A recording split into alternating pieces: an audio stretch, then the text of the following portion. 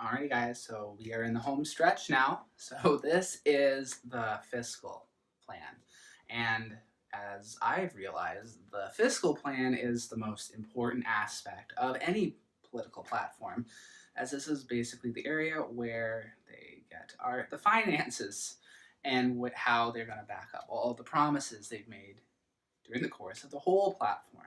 All right, so this is basically the area where they put their money where their mouth is and prove that their platform works.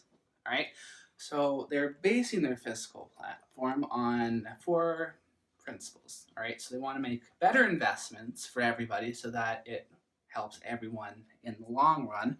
They also want to protect middle class citizens from tax hikes and fee increases. They also want to ensure that the wealthiest people and the most profitable businesses are paying their fair share, because shocker guys, they're not.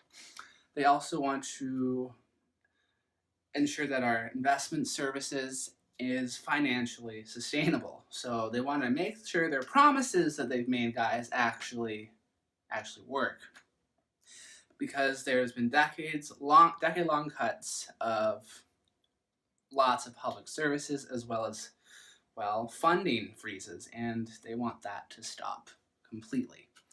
Now, what they plan on doing to enforce these principles is by firstly ending corporate income tax giveaways, because a lot of them are getting a lot of tax breaks and using small business tax exemptions to, well, keep their money and not give more back to the public and the province that they reside in. All right. They also want to close loopholes so that big corporations aren't allowed to qualify for these particular tax exemptions because, well, this is why they need to pay their fair share. And they also want to maintain a 1/3 reduction on small business tax rates so that they are not paying out. Well, they don't want to break their wallets. Okay, that's why a lot of small businesses are closing and failing, simply because their small business corporate income tax rates are through the roof, guys. They're paying way too much, and that's why a lot of them aren't able to afford their employees or give them an affordable wage. All right, and they also want to add a surcharge for vehicles that cost over $90,000. So it's a luxury tax, guys. And, well, no one needs a car that's that expensive. That is ridiculous. All right, and finally, they also want to ask the wealthiest people, as I said, to pay their fair share. So those who make over $200,000 will see an income tax increase of 1 percentage point. And then those who make $300,000 a year will see an increase of 2 percentage points. All right. And honestly, guys, that's really not that much of a hike. And considering how much they make annually, they will easily make back all that money that they had to give away due to taxes. So now I'm going to delve a little bit deeper into those areas. So for the fair tax section, like I said, our businesses in Ontario, they rely on our well-educated workforce, our modern-day infrastructure, and our healthcare system. So it's really only fair that they fork over more than they're giving, all right? Because it's not a one-way street, and they really shouldn't be taking advantage of the people that make their businesses happen. So the NDP want to roll back the liberal corporate income tax giveaways that they started when they came into power. Because currently, guys, the income tax rates for Ontario is 11.5%, which is the lowest out of all of Canada. And Doug Ford wants to cut that even more due to for competitive business purposes only. Not that that makes any sense, considering who is he doing competitions with? Nobody. No one wants to go lower on their income tax rates because they know corporations give back the most money and they need that money to make their provinces function. So it was much lower when the Liberals initially came into power, but the NDP, I should say, want to bring it up to 13% for the corporate income tax rates so that it will be at the national average once again. And they also want to make sure that small business exemptions in the employer health tax actually go to small businesses and not including big corporations because they don't need these tax exemptions. All right, so the NDP plan for this is that in, let's say, 2019, 2020, businesses who make over $3 million a year they will not be able to use these exemptions anymore. So they're closing that little loophole. And then by 2021, 2022, they will only allow businesses who make less than $1.5 million a year to still use those exemptions. And they will continue to be maintained for businesses that have 40 employees or less, right? So that's fair, honestly. And so now the business education tax. So this firstly depends on, well, where you live. All right, so depending on where you put your business, you could be paying 15 times more than if you put it somewhere else. So that is ridiculous, and that doesn't make any sense at all. Each area should be the same rate. So they plan to bring a uniform business education tax by continuing the education tax reduction plan. All right, so they want to adjust and equalize the rates so, well, it's fair all over the place. So the same rate everywhere so that some people aren't paying more and some people aren't paying less. So this way, the tax works in order to ensure schools have a stable revenue, because a lot of our schools are literally falling apart, physically falling apart, simply because, well, they don't have any revenue coming in and they can't make any repairs or fix their schools because of this. And as well, what they want to do is listen to auditors, guys, all right? So the Auditor General, he makes reports and creates them on basically how to spend money properly. So the Auditor General creates ways to ensure money is not wasted and it is properly spent to, well, help Ontario as a whole.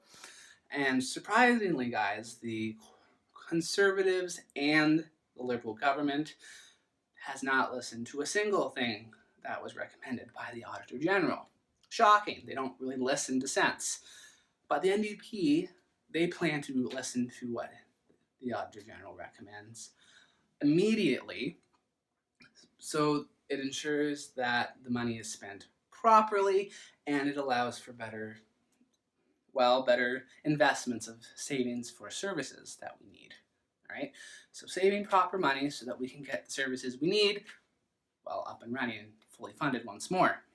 All right, so with that in mind, they also want to improve the integrity of our tax collection system. So back in 2012, the current Liberal government was given advice and recommendations on how to fix their tax collection service. And shockingly, they didn't actually act on any of those recommendations, which means, well, there's billions of dollars that is being lost just because of uncollected taxes or people who just aren't paying their taxes. So, and they also want to pursue all that lost revenue to the underground economy, which is very cloak and daggery, but yes, we do have one of those. So they also want to make sure that corporations and wealthy individuals are paying their taxes, because a lot of them don't. So, for instance, the Paradise Papers, they discuss taxes and missing taxes, and it paints a picture of deceit and evasion. All right, so this will continue to run rampage throughout Ontario, and it costs us billions of dollars. So they want to lobby the federal government to improve our Canadian Tax Revenue Agency to get those taxes that have been hiding from us for many, many years. They also want to close those unfair tax loopholes that the wealthiest have been benefiting for a very, very long time. And, well, another little blurb, they want to add a tobacco tax, right? So currently the tobacco tax is based on the volume of the tobacco and not on, well, the value of it. So when the price of tobacco goes up, the taxes fairly reflect that because of how much it costs, right? So they also want to count the revenues that, will actually work. So they're very cautious on their calculations for their projections for all their promises in their platform, meaning they've only included the ones that they know they can rely on the most, right? And some of them they haven't added to their fiscal plan simply because they lack transparency from the government, or there just isn't enough data to make an accurate projection. So some of these will include the increased revenue of Hydro One, simply because we don't have those lost shares back into our public ownership.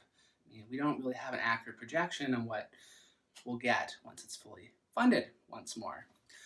But like I explained in my Hydro One video, you can see that the projections, even if they're not accurate or not, are very, very promising. And they also want to that some of these other revenues include potential for new measures for combat housing speculation and the cracking down of excessive public sector executive compensation. All right, and with that, I will provide the platform link, which will show the fiscal graphs that have all the projections for their platform. All right, and they are the only party that I've seen that actually has a platform that you have access to. Have you actually seen the PC party platform? Because I haven't, and the Liberal Party doesn't really have a platform either.